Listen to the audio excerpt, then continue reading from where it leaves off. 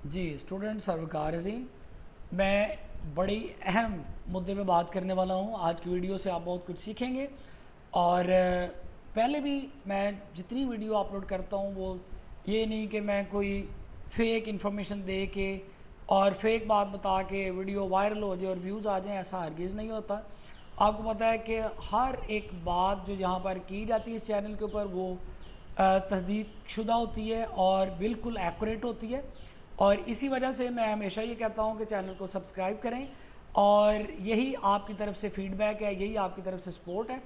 अब स्टूडेंट्स, जो मैं आपको बात बताने लगा हूँ, जैसे सप्ली के पेपर हो रहे हैं तो तैयारी कैसे करनी है, या कोई भी एग्ज़ाम है उसकी तैयारी कैसे करनी है। सपोज़ करते हैं कि कोई भी बुक है, वो चाहे मैट्रिक की है, वो चाहे नाइन्थ की है, वो चाहे FA FSC की है, आप लोगों ने उस बुक को पकड़ना है। सपोज़ करते हैं कि उस बुक के 9 चैप्टर्स।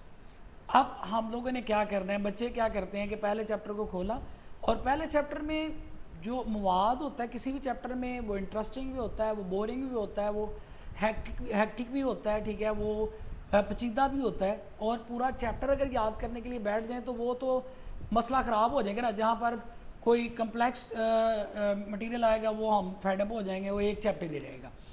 अब इसका आसान तरीकाकार ये होता है कि आप सबसे पहले आपने 2-3 राउंड के अंदर किताब को ख़त्म करना है। पहले राउंड में आपने क्या करना है, जैसे हम शॉर्ट क्वेश्चन याद करना चाह रहे हैं, तो पहले राउंड में आपने क्या करना है कि आपने डिसाइड करना है कि पहले चैप्टर के सिर्फ मैंने 5 सवाल करने हैं, और वो वाले करने हैं जो आपको सबसे आसान लगते हैं, आपका इंटरेस्ट है उनमें, और आप 5 सवाल याद करके आगे चले जाएंगे। दूसरे चैप्टर पे भी ऐसे करना है, तीसरे पे भी, इवन के 9वें चैप्टर तक यही रूटीन आपकी रहेगी।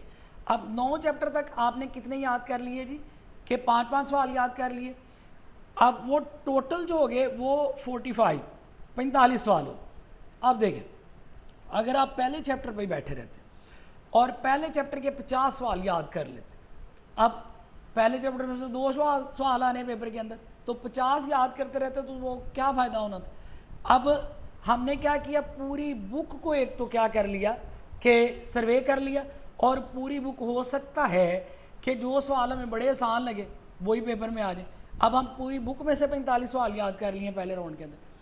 अब फिर क्या करना है, फिर नेक्स्ट राउंड में आपने क्या करना है, 2-2 सवाल करने हैं बस, कि अब थोड़े से मुश्किल लेकिन 2 करने। अब 2-2 करेंगे तो जब 9 चैप्टर तक आप जाएंगे तो ये 18 और ऐड कर लें 45 के अंदर। फिर अगले राउंड में आपने कहना है कि ये 2-2 वाला कुलिया ज़रा आसान है, तो 2-2 ही और याद कर लेता हूँ। आप 2-2 और याद कर लें तो वो 18 और ऐड कर लें उसमें। अब आपके कितने टोटल हो जाएंगे, एक चैप्टर के 5 पहले किए, 2-2 बाद में किए, 9 क्वेश्चन हो जाएंगे।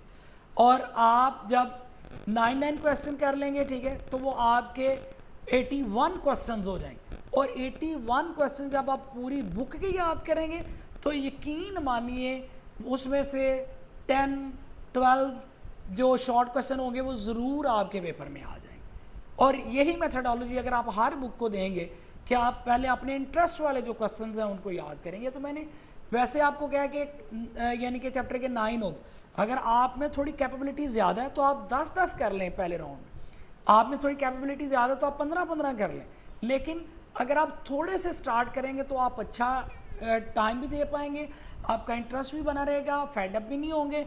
और अगर फेडअप नहीं होंगे तो आप क्या करेंगे कि जल्दी जल्दी किताब को क्या करते जाएंगे, याद करते जाएंगे। और यही तरीका का आपने लॉन्ग में भी रखना है। लॉन्ग में भी जिन आपको पता है बोर्ड एक असेसमेंट स्कीम देता है, आपको पता है फ़र्ज़ करते हैं दूसरे चैप्टर में से लॉन्ग आने, तो दूसरे चैप्टर में से 10 लॉन्ग है तो 10 को एकदम नहीं याद करना, 2 लॉन्ग याद कर लें। फिर अगले चैप्टर जिसमें से लॉन्ग आना है उसमें से 2 याद कर लें। जब ये 4 हो गए आपके, ठीक है, तो अगेन आप पहले चैप्टर यानी दूसरे पे आ जाए। अब उसमें से आपने सेलेक्ट करने के अब इन 2 के अलावा और कौन सा ईजीएस्ट है, ठीक है, अब उसको याद करें, फिर अगले, ठीक है। इस तरह आप फेडअप भी नहीं होंगे और ये मेथडोलॉजी आपको बोर भी नहीं करेगी, और आप कम वक्त में पूरी बुक का सर्वे भी हो जाएगा, ज़्यादा गेन करेंगे। और यकीन माने आपकी सप्ली तो बिल्कुल नहीं आएगी, बल्कि आप मार्क्स लेके, ठीक है, एग्ज़ाम से लौटेंगे। तो कोशिश करें, चैनल को सब्सक्राइब करें। गुड लक स्टूडेंट, और मैं उम्मीद करता हूँ कि आप इस मेथड को अपनाएंगे और आप कामयाब भी होंगे। Good luck student.